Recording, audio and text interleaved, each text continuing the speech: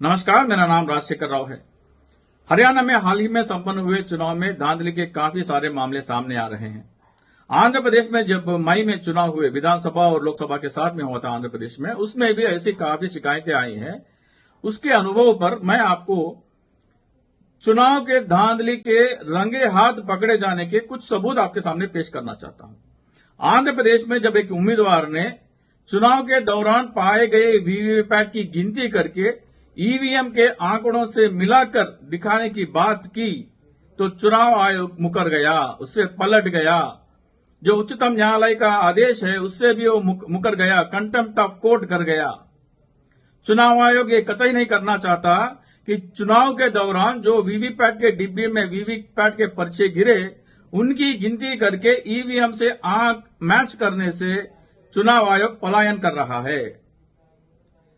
वो मैच करने के लिए चुनाव आयोग ने एक और प्रस्ताव रखा जिसे मॉक पोलिंग कहते हैं या झूठ मूठ का पोलिंग कहते हैं। चुनाव आयोग ये कहता है कि जिस ईवीएम मशीन पर आपको शिकायत है और जिस वीवीपैट मशीन पर आपको शिकायत है उन दोनों से दोबारा चुनाव कराएंगे, एक झूठ मूठ का चुनाव करवाएंगे जिसमें आप 100-200 लोगों को लेके आइए, दोबारा एक पोलिंग करेंगे झूठ मूठ का और उसमें तय करेंगे कि ईवीएम का कामकाज सही है या नहीं।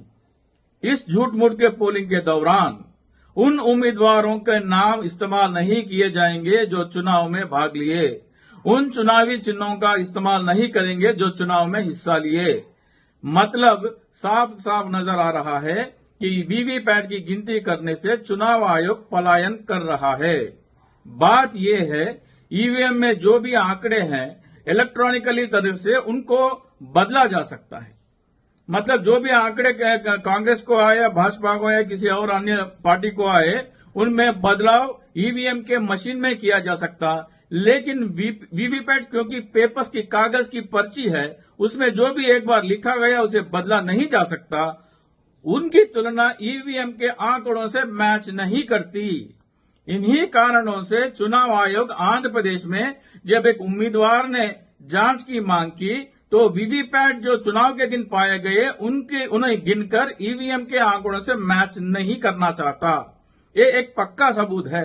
एक और बात आपके सामने लेके आना चाहता हूं कि इन वीवीपैट को 45 दिन के लिए संभाले रखना है, लेकिन आंध्र प्रदेश में वीवीपैट को केवल 10 दिन में नष्ट करने के आदेश दिए गए।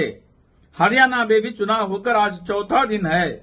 अगर वीवीपैट की गिनती के लिए हम देर करें तो उन वीवीपैट्स को भी नष्ट करने का संभव है।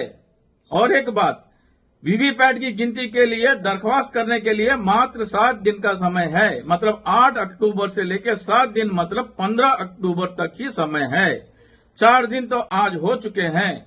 तुरंत कांग्रेस के उम्मीदवारों को हारे हुए सभी सीटों पर इन वीवीपैट की जांच के लिए एक पोलिंग स्टेशन के लिए 47,000 रुपए जो भी फीस है वो भरकर सारे हारे हुए सीट पर वीवीपैट की पोलिंग स्टेशन के लिए पर्चे भर देना चाहिए। चुनाव आयोग ने केवल 5% पोलिंग स्टेशन की गिनती की अनुमति दी है। उच्चतम न्यायालय के पास जाकर कांग्रेस पार्टी सारे 95% जो भी बाकी पोलिंग स्टेशन है उनकी भी गिनती करके जांच करने के लिए, रियायत मांगने के लिए एक याचिका डालना चाहिए।